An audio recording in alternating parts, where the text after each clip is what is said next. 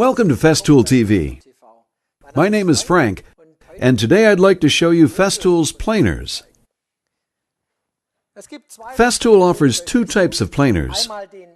One of them is the EHL65, a one-handed planer, which is very well suited for the work of leveling of scribing strips or for the fitting of kitchen worktops. Here I can guide the planer with one hand while holding the workpiece down with the other hand.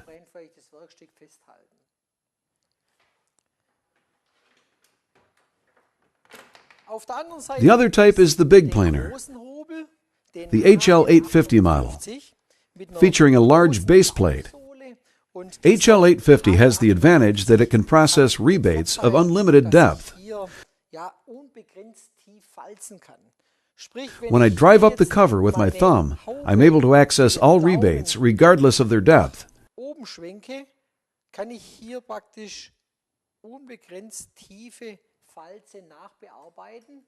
This means that if I have to renovate wood door sections or wooden window sections, I'm able to renovate the appropriate rebates and repair the whole structure.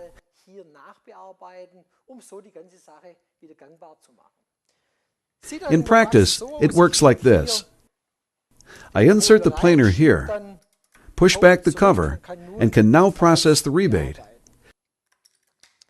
This planer has quite an ingenious design. I also have the option to select different planer heads for different applications.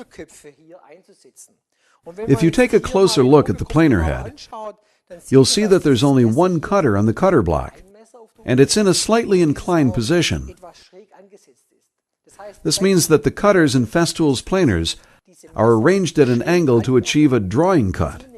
In this way, you get improved surface quality, especially in solid wood processing, as well as fewer cutter impact blows. Cutter impact blows are individual elevations in material and can also bruise the material. This type of cutter also has the advantage that it doesn't produce loud noises, and you can get a much more pleasant sound during planing.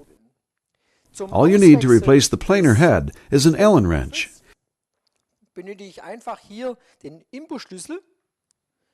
Here I use this type of wrench to replace the planer head. Why would I need to replace it? Let's have a look at further potential applications. By using different planer heads in various profiles, I have the option to create undulations. These can be made to look a little finer or a little coarser.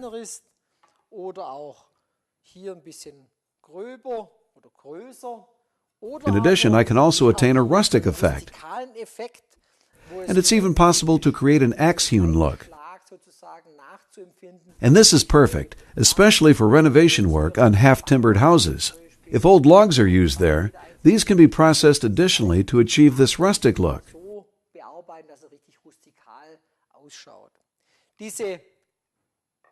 This cutter block is installed as follows.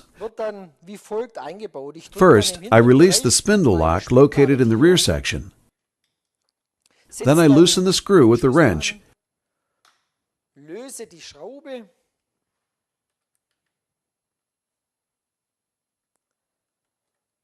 And I can now remove the planer head.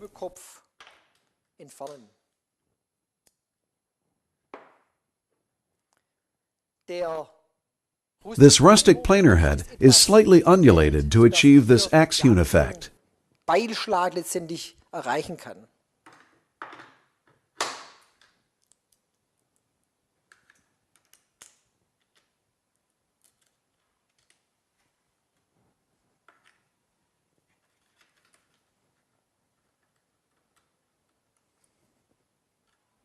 As you can see, the whole process is quite simple.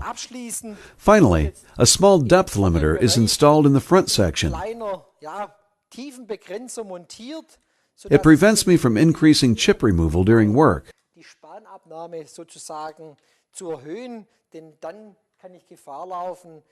Otherwise, I'd run the risk of damaging the bottom plate with the barrel-shaped planer head. This is made impossible through this small accessory. Now the planer is ready to create a rustic surface. Let's do that. The planer is prepared and connected to the extraction system. Chip removal is reduced to a minimum.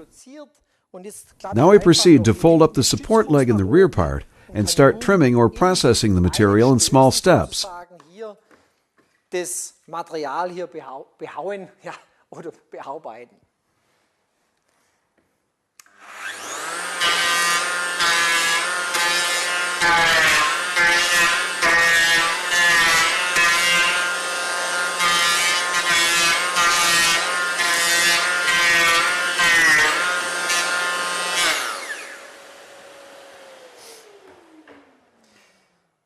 As you see, it's incredibly easy to create a very rustic-looking structure. Also, the sound of this cutter is actually quite pleasant. This planer offers excellent opportunities for shaping and designing rustic structures. I hope you enjoyed watching this video on working with the planer. I look forward to seeing you next time. Yours, Frank.